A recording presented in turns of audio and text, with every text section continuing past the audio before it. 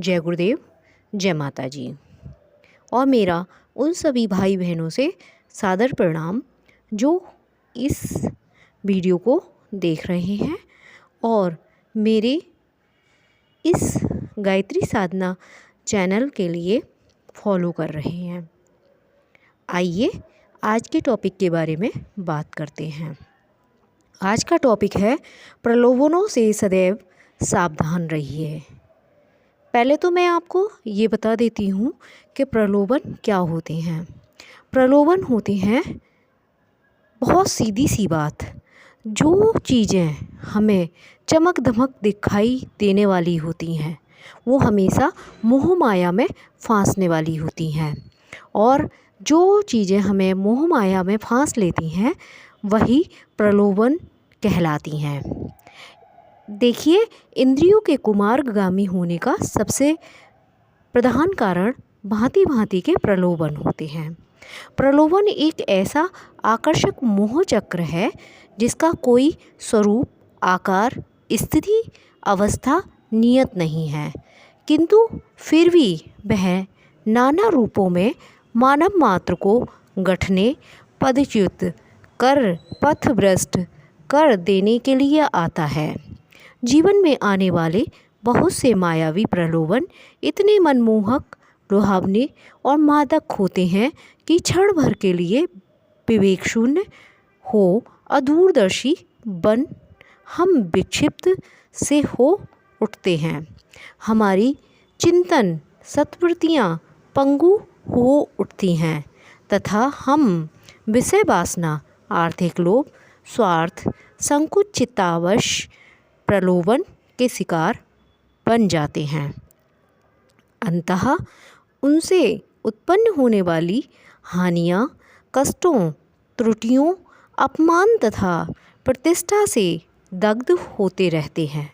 प्रलोभन जीवन की मृग तृष्णा है तो बुद्धि का भ्रम मोह का मधुर रूप है। लालच के रूप अनेक हैं। कभी कभी आप सोचते हैं मैं धनवान बनूं, ऊंचा रहूं, मेरे ऊपर लक्ष्मी की कृपा बनी रहे। इस उद्देश्य से सिद्धि के हेतु आप रिश्वत, काला बाजार, झूठ, फरेब, कपट, हिंसा आदि करके रुपए हड़पते हैं। ठेकेदार, ओवरसीयर, इंजीनियर तक रिश्वत में हिस्सा लेते हैं। रेलवे, पुलिस चुंगी इत्यादि विभागों में भ्रष्टता इसी स्वार्थ और संकुचितता के कारण फैले हुए हैं। डॉक्टर और वकील रोगी और मुवक्किल से अधिकाधिक ऐंठना चाहते हैं। बाजार में खराब माल देकर अथवा निम्न कोटि की वस्तुओं का सम्मिश्रण कर व्यापारी खूब लाभ कमाना चाहते हैं। सिक्के ने जैसे मानवीयता का शोषण कर लिया हो ऐसा जान पड़ रहा है। प्रलोभन के अनेक रूप हैं। अमुक व्यक्ति की पत्नी मेरी पत्नी की अपेक्षा अधिक सुंदर है, मुझे भी सुंदर पत्नी प्राप्त होनी चाहिए। मैं तो अमुक अभिनेत्री जैसी स्त्री से विवाह करूँगा। अमुक व्यक्ति का मकान बहुत सुंदर है, अमुक के पास आलीशान कोठी, मोटर, नौकर चाकर, सुंदर वस्त्र, फर्नीचर इत्यादि हैं। मैं भी किसी प्रकार उचित अनुचित कैसे ही उपायों से वस्तुएं, सुविधाएं प्राप्त करूं। अमुक मुझसे ऊंचे पद पर आसीन हो गया, मैं भी छल भल कौशल से रुपया दे दिलाकर यही पद प्राप्त करूं और ऊंची से ऊंची कोठी बनाऊं। अमुक व्यक्ति बड़ा स्वाद भोजन खाता है, मिठाई, पूरी, पकवान, मेवे, दूध, रबड़ी आदि बढ़िया से बढ़िया वस्तुएं नित्य चखता है। मैं भी किसी अच्छे बुरे उपाय से ये चीज़ें प्राप्त करूं। ऐसा सोचते सोचते जैसे ही कोई तनिक सा प्रलोभन आपको देता है कि आप बिना सोचे समझे उसके समक्ष घुटने टेक देते हैं। रुपया, कमीशन, डाली, फल, मुफ्त सेवा, नाना उपहार ले लेना सब प्रलोभन के ही स्वरूप हैं।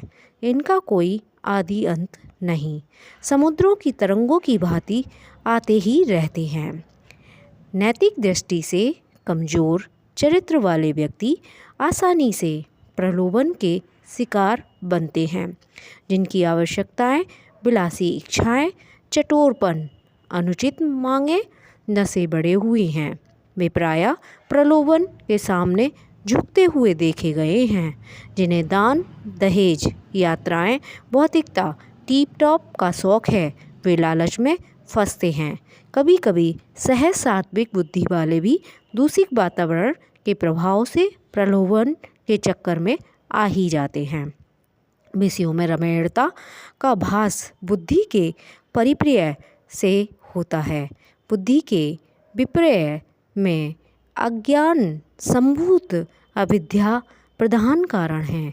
इस क्षणिक भावावेश अदूरदिशा के कारण ही हमें प्रलोभन में रमणीयता का मिथ्याबोध होता है। प्रलोभन से तृप्ति एक प्रकार की मार्गतृष्णा है।